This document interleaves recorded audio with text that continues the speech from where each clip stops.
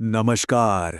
आज हम बात करने वाले हैं सीखने के एक ऐसे जबरदस्त तरीके के बारे में जो किसी को भी किसी भी मुश्किल सब्जेक्ट में महारत हासिल करने में मदद कर सकता है। देखिए, ये सिर्फ रटना नहीं है, बिल्कुल नहीं। ये है असल में किसी चीज को समझने की चाबी। तो चलिए शुरू करते हैं ये मजेदार सफर।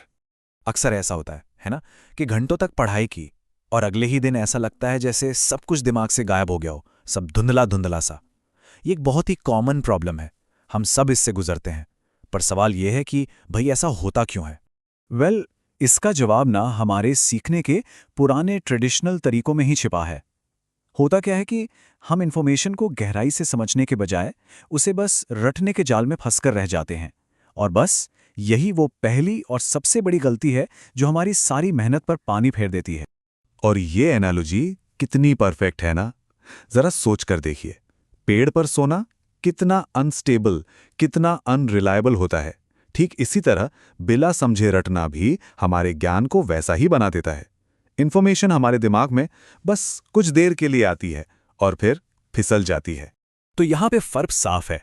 एक तरफ है रटने का नतीजा, ज्ञान का एक अस्थिर ढेर जो ताश के पत्तों के घर की तरह कभी भी ढह सकता है, और दूसरी तरफ है सच्ची समझ।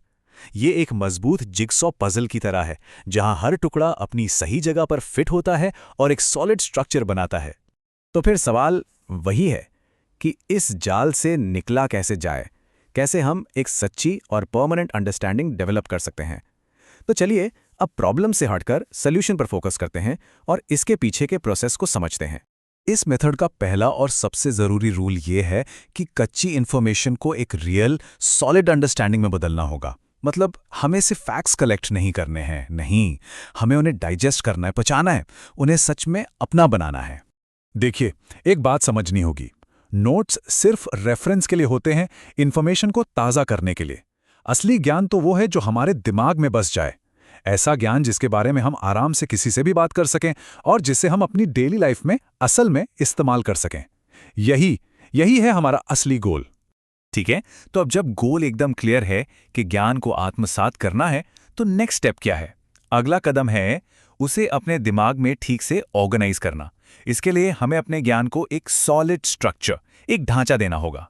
और इसका सबसे अच्छा तरीका पता है क्या है? टॉपिक्स को अलग अलग आइलैंड्स की तरह मत देखिए। इसके बजाय उन्हें आपस में कनेक्ट करके एक मेंटल स्कीम या एक मैप बनाइए।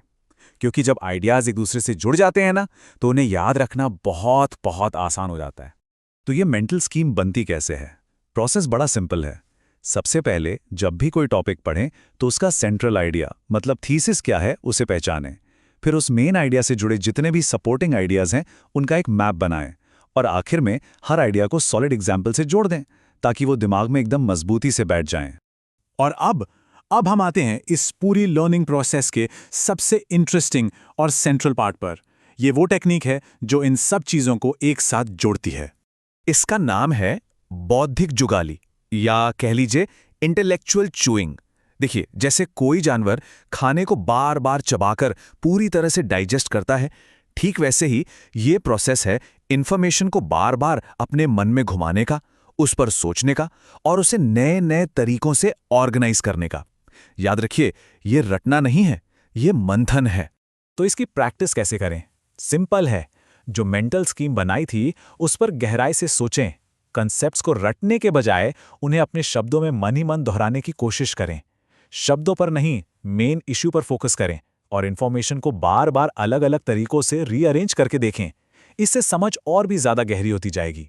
तो एक बार बौद्धिक जुगाली से अंडरस्टैंडिंग की नींव मजबूत हो गई, तो अगला स्टेप है उसे परमानेंट बनाना। चलिए देखते हैं कि यह कैसे किया जा सकता है। इसका सबसे पावरफुल तरीका है अपने ज्ञान को रियल लाइफ में अप्लाई करना। जैसे मान लीजिए आप इकोनॉमिक्स पढ़ रहे हैं, तो डेली न्यूज़ में जो इकोनॉमिक डेटा आता है उसे एनालाइज करने के लिए अपने कॉन्सेप्ट्स का इस्तेमाल कीजिए।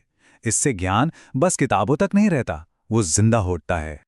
और हाँ, एप्लीकेशन के साथ साथ सिस्टमैटिक रिवीजन भी बहुत जरूरी है। एक सिंपल सा शेड्यूल बना लें। कल जो पढ़ा था उसे आज रिवाइज करें, आज जो पढ़ा है उसे भी रिवाइज करें, और फिर वीकेंड पर पूरे हफ्ते की लर्निंग को एक साथ कंसोलिडेट करें। ये रेगुलर प्रैक्टिस समझ को सीमेंट की तरह पक्का कर देगी। और अब हम आते हैं आखिरी लेकिन शायद सबसे ज़रूरी इंग्रेडिएंट पर। ये एक बहुत ही सिंपल लेकिन बहुत डीप एलिमेंट है जो इस पूरे प्रोसेस को स्पीड अप कर देता है। और वो है जेन्युइन इंटरेस्ट, यानी कि वास्तविक रुचि। देखिए, जब किसी सब्जेक्ट में सच में दिलचस्पी होती है ना, तो उसे सीखना और याद रखना नेचुरली आसान हो जाता है। हमारी क्यूरियोसिटी ही सीखने की इस आग के लिए फ्यूल का काम करती है।